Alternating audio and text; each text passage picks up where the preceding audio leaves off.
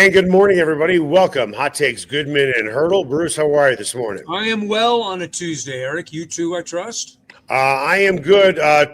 Full disclosure here, I'm as guilty as any newspaper writer watching an NFL game with 2 minutes to go. I wrote my lead for, in theory, last night's Nuggets game, and I wrote might have been one of the most impressive losses for the Nuggets in franchise history. And then as I'm watching the game on my Gamecast on ESPN, it was the most exciting game that I never watched because I don't get Peacock. I had Peacock last night and didn't watch all of the game, but once it got interesting, I got to it. It was one of those rare jewels that you get every now and then if you're a sports fan and a good sports fan, that if you stick with it enough and pay attention enough, you're going to be rewarded. Last night was one of those really rewarding games.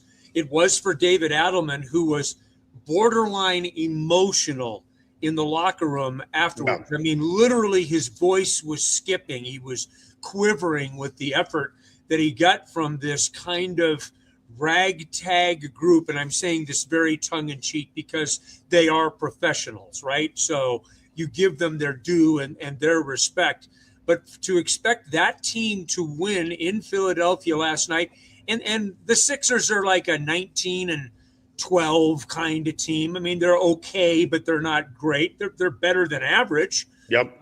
That was a really, really nice win, especially after Adelman had to call them out the night before in a game that they lost. So pretty remarkable all in all, and talk about something that was unexpected on a Monday night, right? You know, and on a tough road trip for the Nuggets, who are leaking oil right now with all of these injuries. To have a win like that was pretty damn cool. Want to tell you about Roller Auction. Best way to get what you want at the price you want is at Roller Auction, the leader.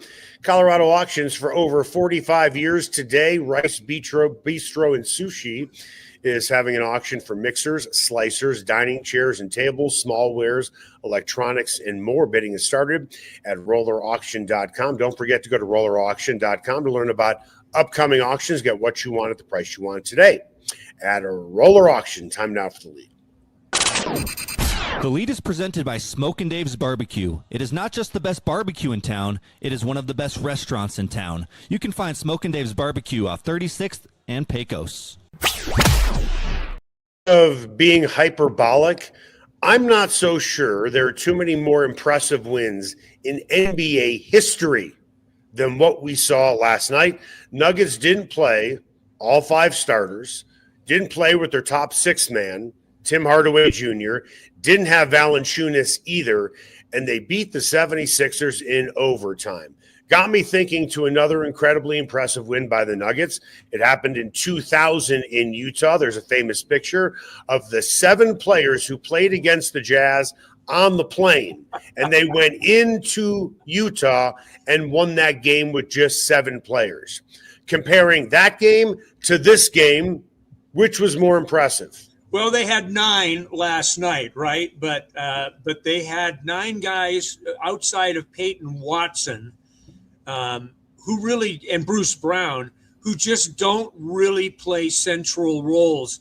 And central is really an overstatement, who really don't have roles on this team at all. So, and considering the effort or lack of effort that they had played with collectively, I'm talking as a team, not necessarily that group of guys, the night before, and the need for a win in the face of a very difficult road trip, and with guys just, I'm going to go with last night, and that's not recentism. I just think that they just really needed a win, on this trip, and to get one like that. I'm not going to go too far with this, but you wonder what a win like this can do for a team that is, well, I use the term leaking oil, and they are leaking oil right now. I mean, they just are. They just don't have guys right now. So you wonder about what a win like this can do for a team that's just kind of trying to hold on at this particular point, right? Not sink to depths that are too hard to dig out from. And I thought last night was one of those kinds of moments.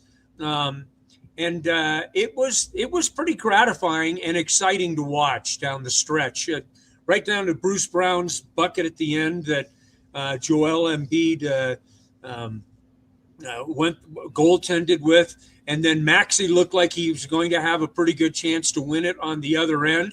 And then I thought it was really cool that the Nuggets got to celebrate while you could hear a pin drop in that arena. So there were a lot of cool things about it last night.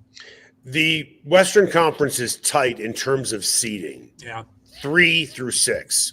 Nuggets win. They were currently 4th heading into the game. Now they're 3rd. Yeah. Had they lost, they would have been tied with Minnesota for the 6th seed. Either way, it's one game. And, I'm just looking at the standings and how they could have slid and how they moved up. But just to put this into perspective, 3 times in NBA history, a team has not started all 5 starters in one. This is now the 4th time it has happened in NBA history.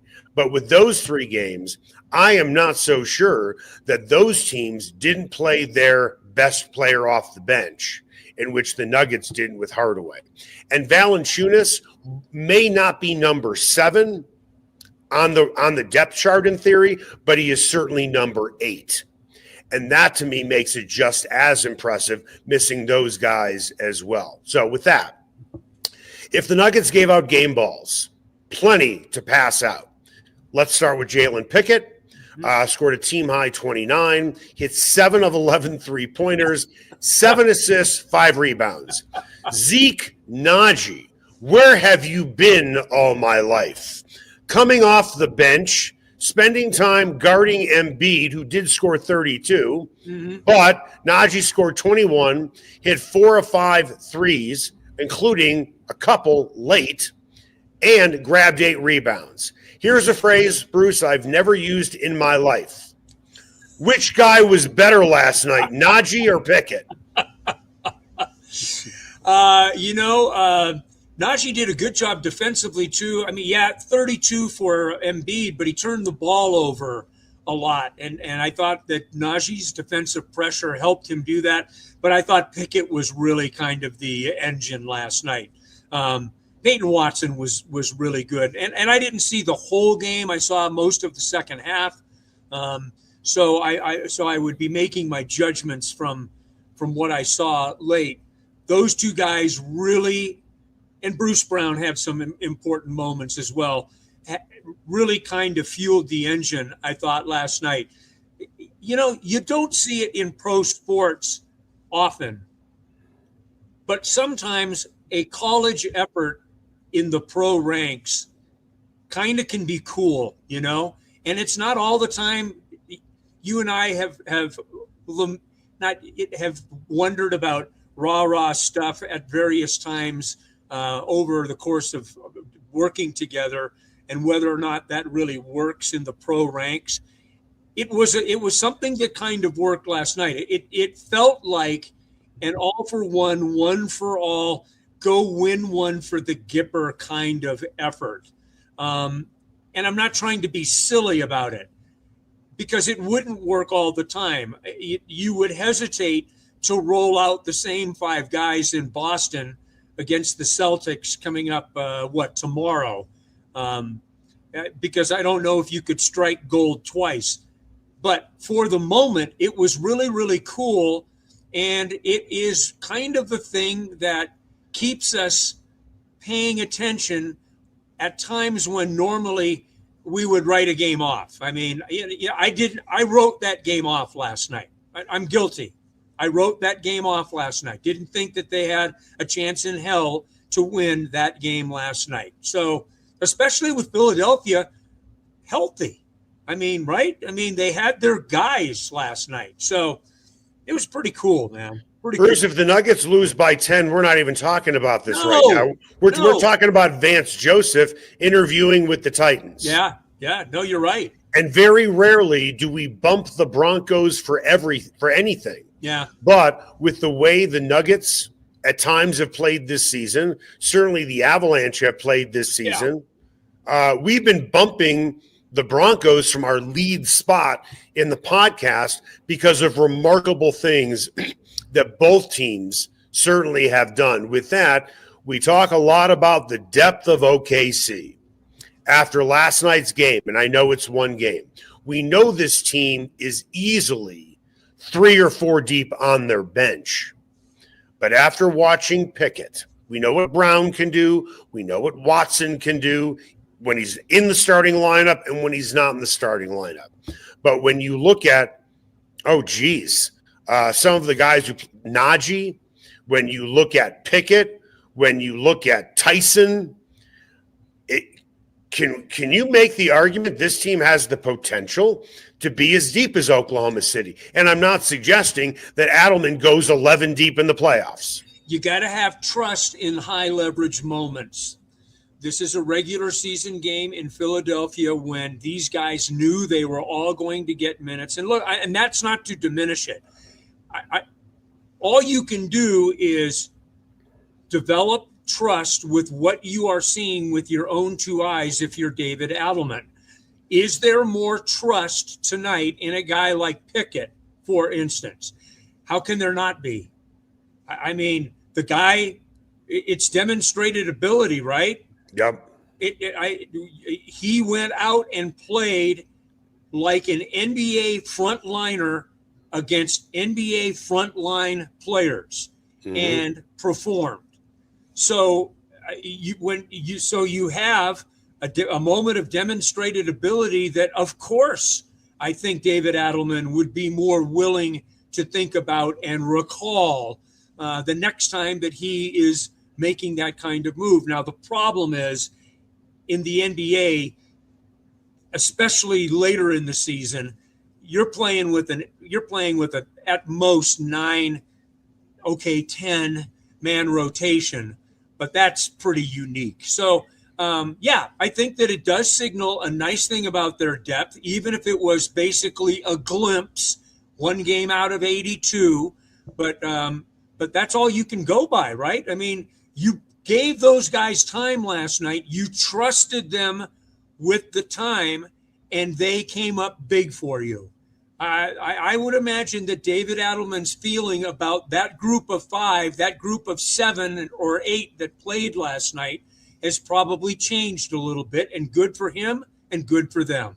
Very rarely do teams competing for a championship, very rarely are they sellers at the trade deadline. Yeah. Again, I know this is one game, but if you are another team looking for front court help, do you look at Nnaji's game?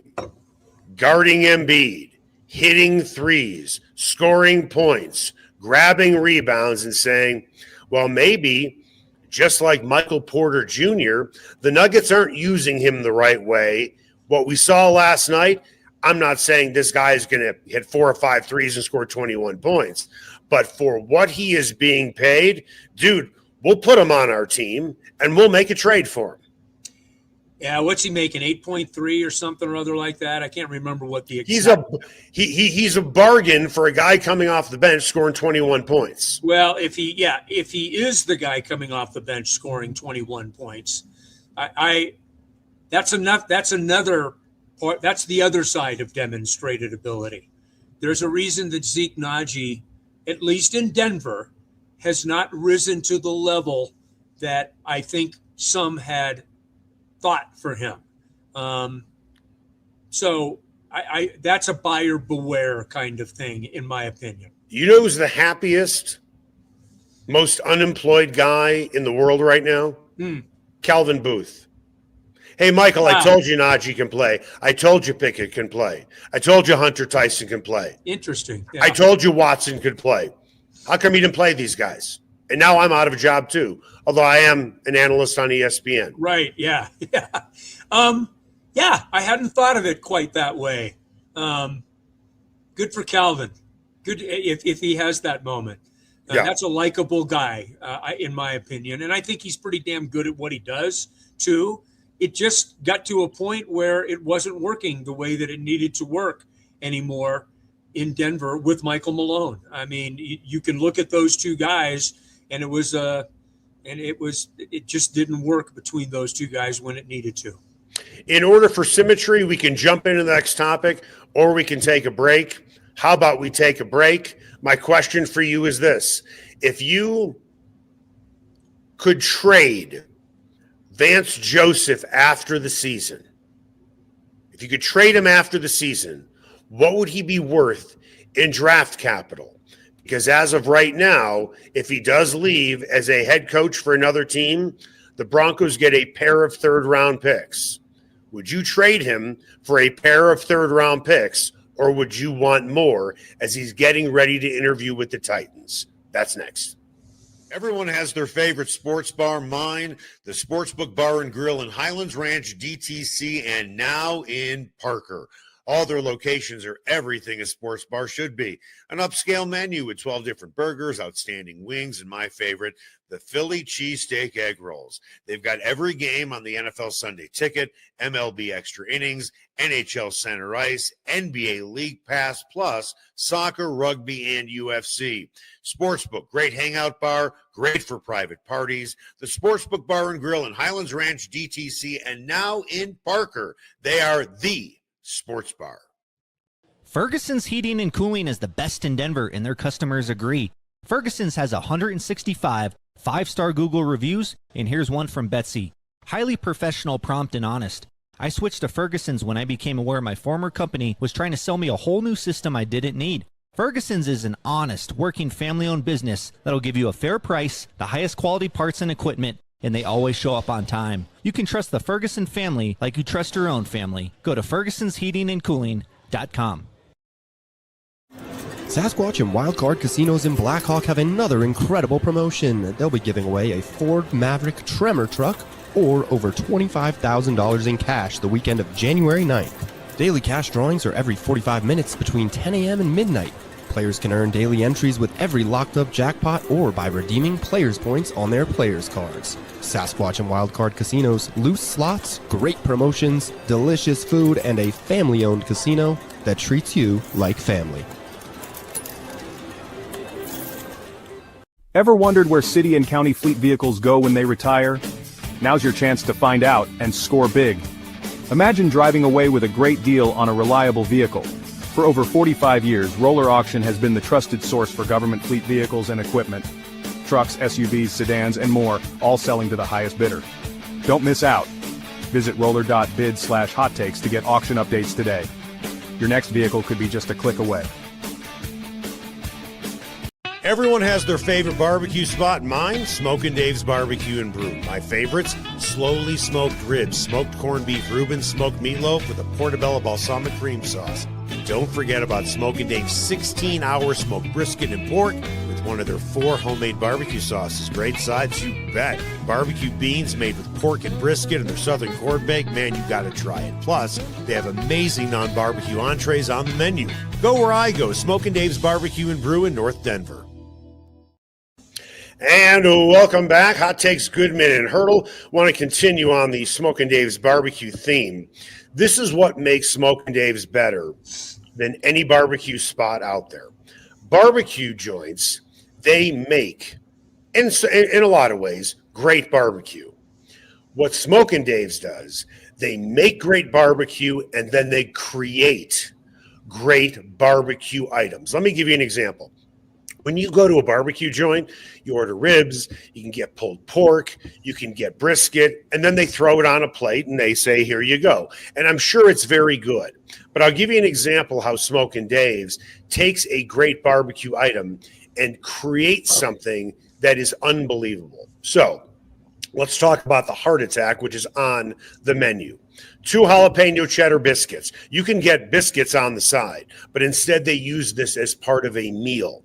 Okay, the jalapeno cheddar biscuits are topped with bacon, pulled pork, a standard item on any barbecue menu.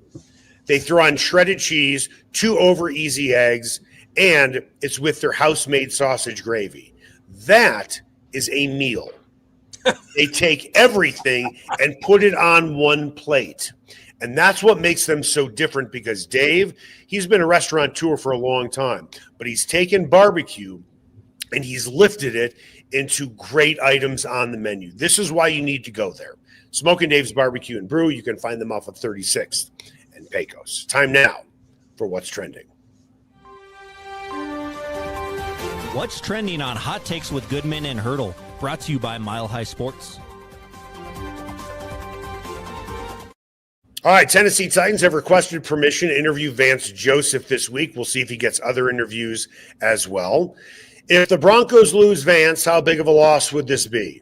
Oh, I think it would be a significant loss. You're talking about a guy that has demonstrated just how good he is and how vital he is with a defense that for basically 2 years has been at or near the top in virtually every meaningful metric for team defense. So, yeah, it would be. Now you've got a guy in Jim Leonhard in waiting that that I think it's probably a seamless handoff. But, you know, I mean, that's a different direction. That's a different voice. That's a different leader. There's a great deal of trust and that has been developed in that locker room between coordinator and players. And he's, I think he is one of the more crafty defensive coordinators in the National Football League. He's exceedingly good at disguising defenses, giving them different looks, coming from a lot of different places, creating pressure. He is fearless in creating pressure and blitzing in his blitz packages and things of that nature. So, yeah, it would be a big deal. But, you know, that's kind of the nature of the beast. You are, by the same token, you're hoping for your guys, if you're Sean Payton, and he has said this numerous times over the years, you want your guys to get that next opportunity, the next rung up the ladder. Vance Joseph is a great defensive coordinator for two reasons. Number one, he's great at scheming. That's what everybody sees. But he's also great at something else that most people don't see. He is not a transactional coach. He doesn't just coach. His players, his defensive players, love him. Love him. It's the old saying, they will run through a wall for him. Coaches who are transactional do not get as much out of their players as those coaches who actually look at their players like people and not commodities. Let me tell you a story about Vic Fangio. Vic Fangio was a defensive-minded coach here. And one of his defensive players after the season said to me, and this is a quote, "I don't even know if Vic knows if I'm fucking married and I have kids." There was a huge sign of resentment with this particular player. And that's what Vance Joseph balances out so beautifully. And before anybody thinks, hey, anybody can coach this talent, let me give you a close-to-home example of that. Jack Del Rio in 2014 had 10 of the 11 players on the 2015 defense, with the exception of Darian Stewart. And that defense was middle of the road. Right, okay. They brought in Wade Phillips, brought in one guy, if I'm not mistaken, Darian Stewart, and they looked like world beaters. Vance Joseph is the right head coach for this particular defense. And again, he treats his players like people, not like commodities. Yeah. That is his greatest value. And I think for some teams, that is a very attractive quality, that it is not just transactional for him. That's why I think it would be a big loss. With that, how surprised would you be if he doesn't get a head coaching offer? I think there are two factors here. Fit and fit. Fit for the team and fit for the coach. I do not think that VJ is in a position that he's got to take the first thing that comes down the road. I think that he is experienced enough, comfortable enough with who he is and what he has to offer, that he will look for the right fit, not just the first thing that comes down the pike. Right, there are only 32 jobs, though. That's what we hear all the time. I know that. You're right. And I think that there are some coaches, maybe coaches that have never been a head coach and that have gone through what a head coach goes through, and what he went through for a couple of years with the Broncos, that kind of shape them and their level of maturity. I think VJ really, and he has said this to us many times, I've got a great job in a great place on a team that I really like with a group that I really like. And I believe every bit of that. I think it's got to be the right place for him. I really do, because remember, you can pay Vance Joseph whatever you want to pay him. He is not bound by the collective bargaining agreement that the players are. The coaches can get whatever they can get, and you have a ownership here that can do a lot for anyone that is valuable to this franchise, which Vance Joseph clearly is. Having said that, it's also clear that he wants another chance to be a head coach. Right. But I do think that there is a little bit of a difference here, like for maybe like Clint Kubiak, for instance, is being mentioned in Arizona. We know Clint from his time here. Obviously, he's going to get a chance at some point. Maybe he would be a little more willing to grab at whatever comes down the pike. I don't know that, but I'm just saying there's a younger guy that's never done it before at that level. Maybe that would be a little more attractive to him. I think that Vance Joseph will be a little more cautious about where he lands and the fit that he lands with. I want to read you a quote from Mike Shanahan. He said, "You can't win a Super Bowl if the owner, general manager, head coach, and quarterback are not on the same page." And I agree with him. With that, let's look at the openings. Giants, Browns, Titans, Falcons, Cardinals, and Raiders. With those openings, would you, if you're Vance Joseph, take any of those offers, or would you absolutely put a hard stop to, I'm not taking this job no matter what? Well, there's a reason that these jobs are open. Yep. And this is the same every year. The really good jobs that people would say, "Oh God, I'd give my soul for," are generally not open. The Browns are interesting because of the defense that they already have and that they play. But why would you bring Vance Joseph in if you've already got a defense that can play the way that you are playing it?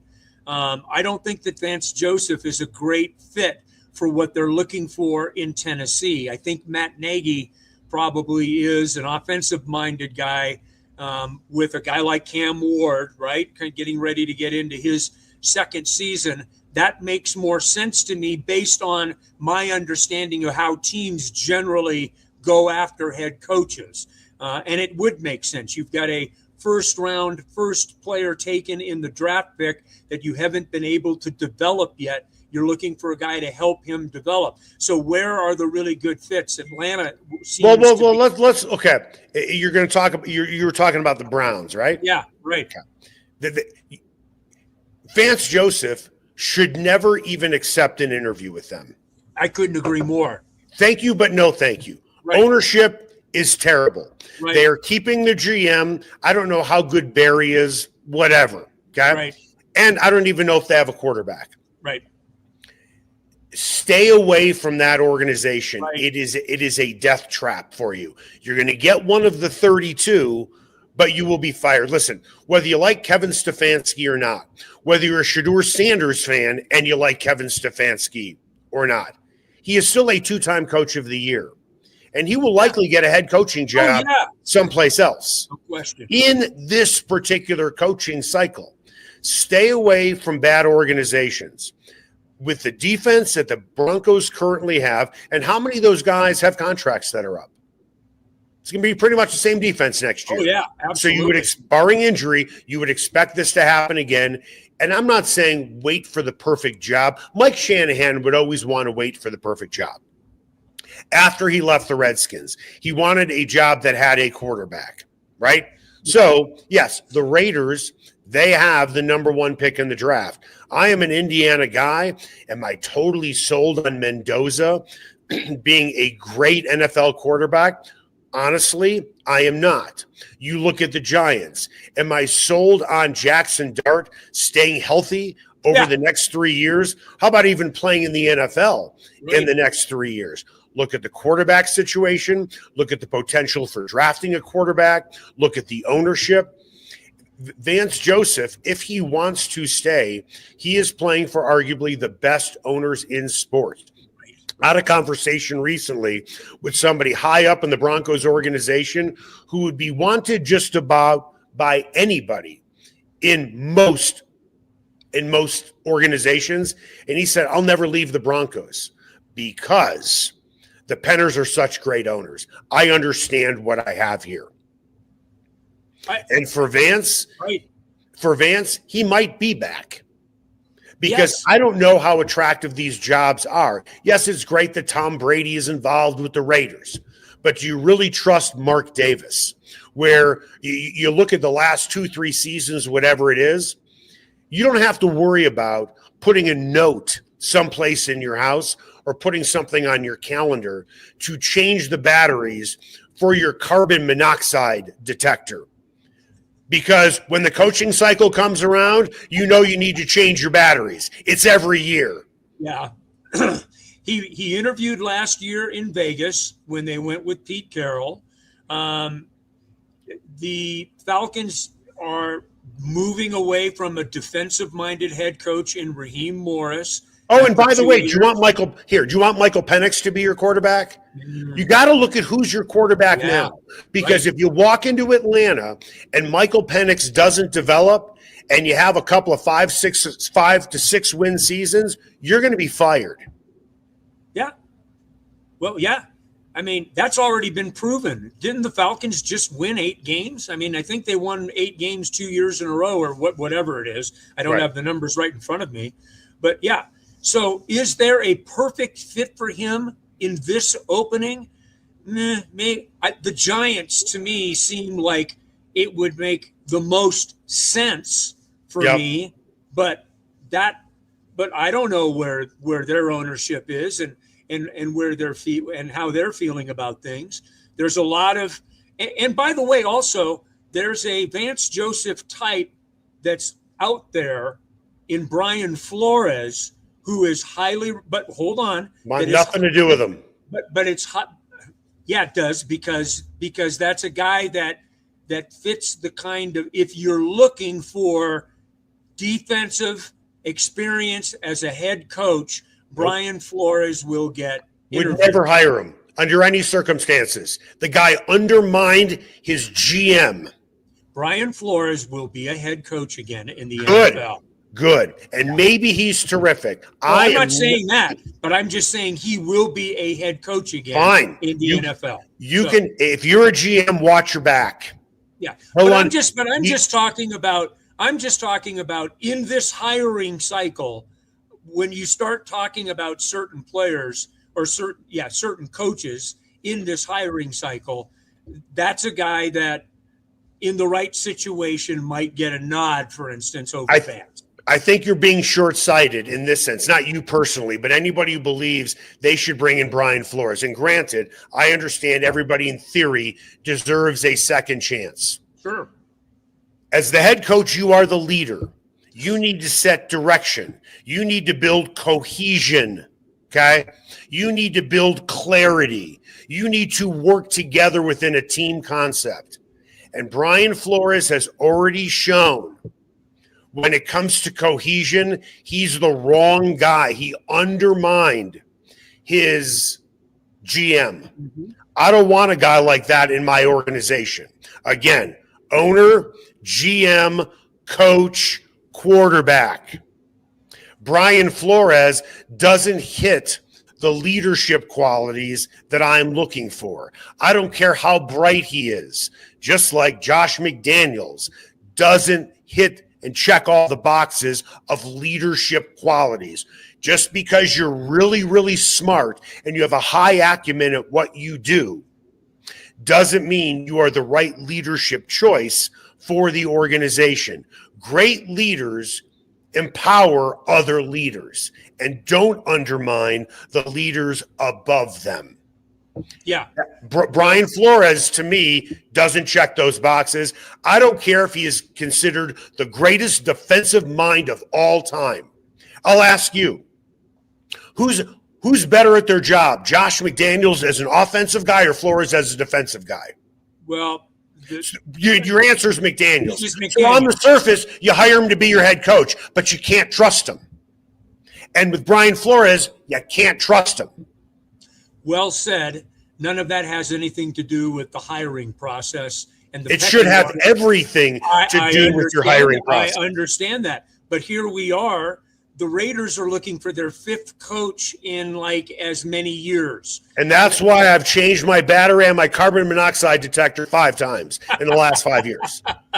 Yeah. See, I mean, you just laid out a very sensical approach to leadership and finding leadership and implementing leadership.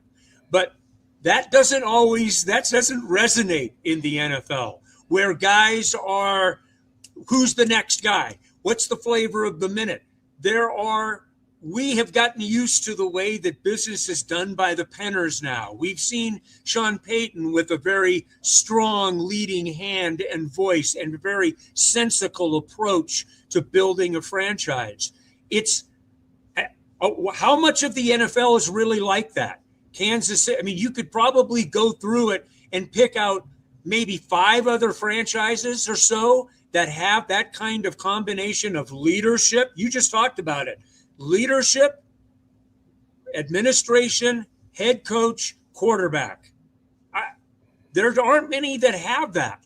And they just make bad decisions. Bruce, I can tell you lots of stories, and off air, I'll tell you why I know all these stories. So Flores and his GM, that was not a good marriage. And Flores, according to reports, undermined his GM. Let me tell you the story about a head coach who wanted to and eventually got his way and undermined his GM. Let's remember Ken Herrick, GM. Yeah, sure. Ken Herrick, many decades ago, drafted a player in the 2nd round to be the quarterback of the future.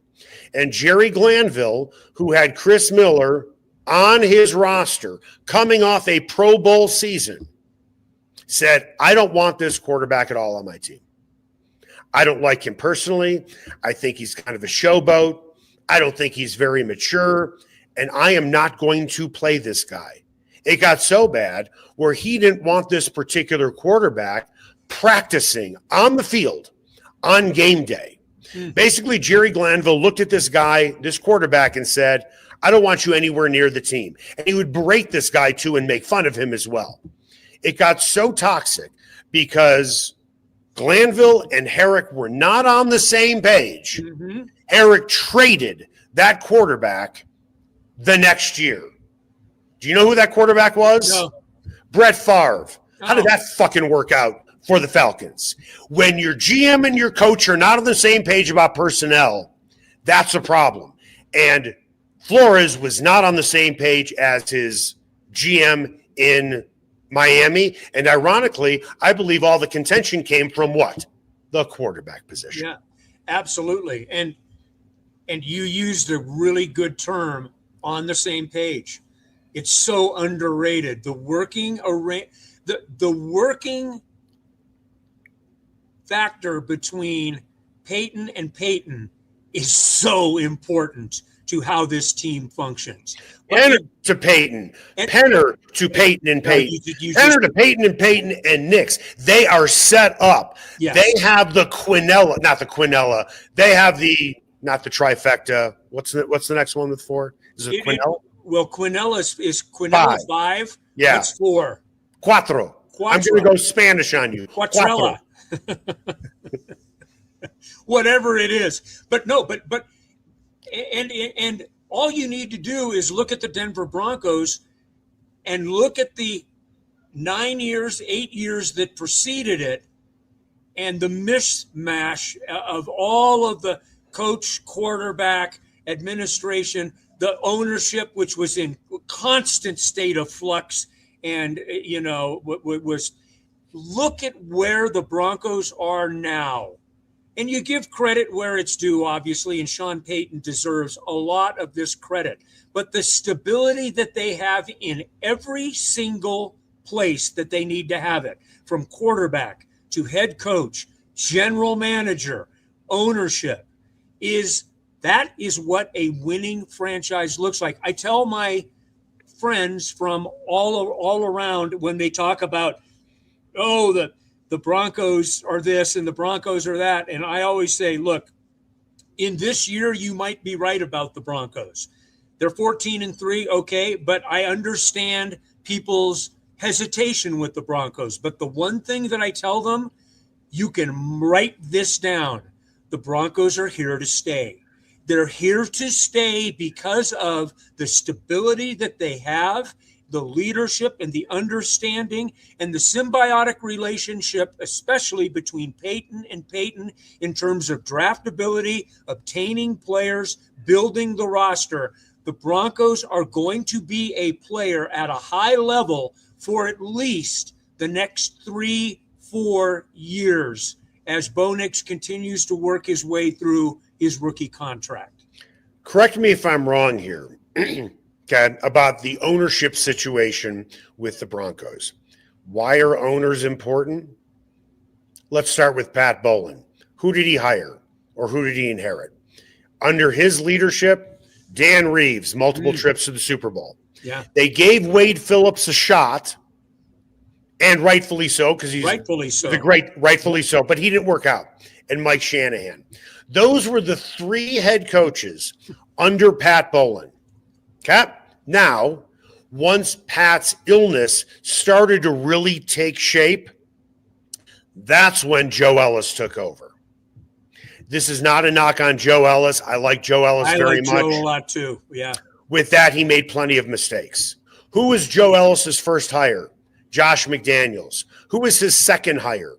Vance Joseph. Who was his third hire? Vic Fangio. If I'm not mistaken, didn't Joe Ellis hire Nathaniel Hackett? I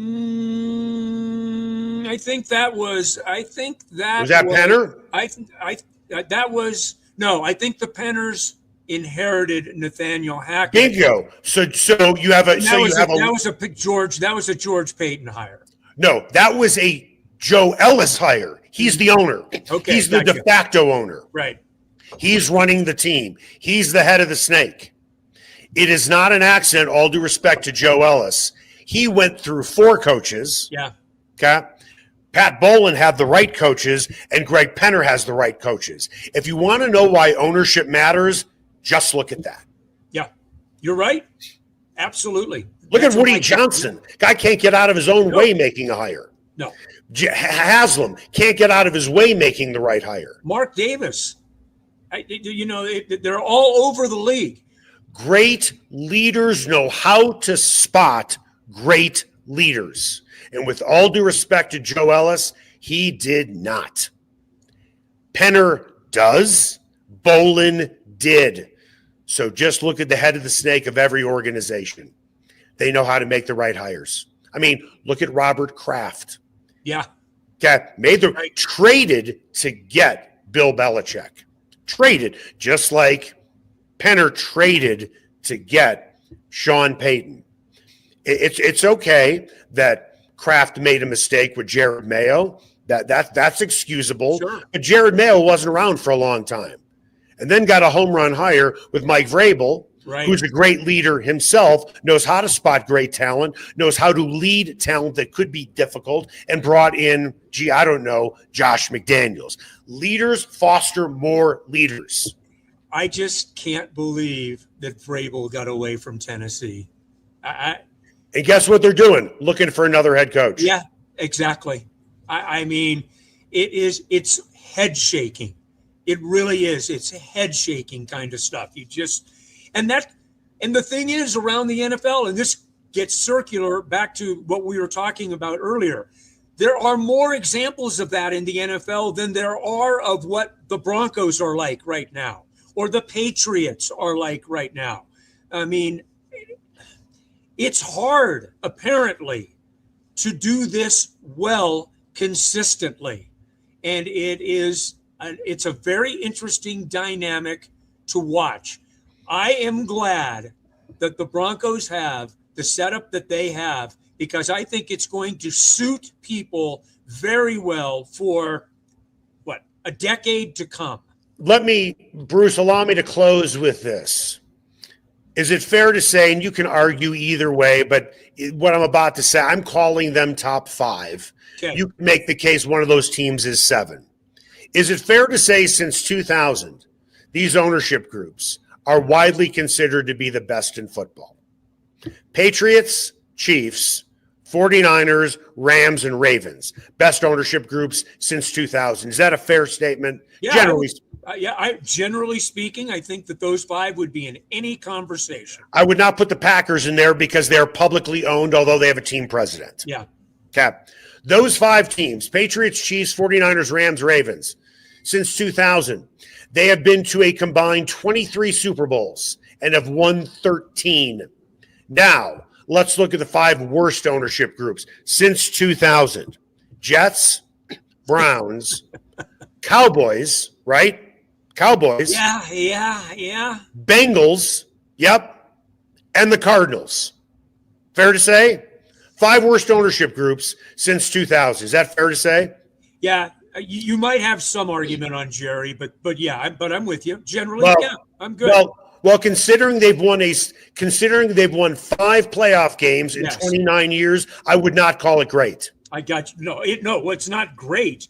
I don't know if it's the 5 amongst the 5 worst, but they might think that way in Dallas, right? I spent enough time in Dallas doing some work, and you have diehard Cowboys fans, by the way, who know Jerry Jones is not the right guy. Right, and they say it. So, 5 worst ownership groups since 2000. Jets, Browns, Cowboys, Bengals, Cardinals. By the way, the Browns job is open again, and the Cardinals job is open again, and the Bengals job might be open again. Mm-hmm. And the Cowboys job was open last year. Since 2000, those 5 teams have gone to 3 Super Bowls and won 0. Ownership matters. And that's going to do it for us. Hot Takes with Goodman and Haertl. Make it the best possible day you can.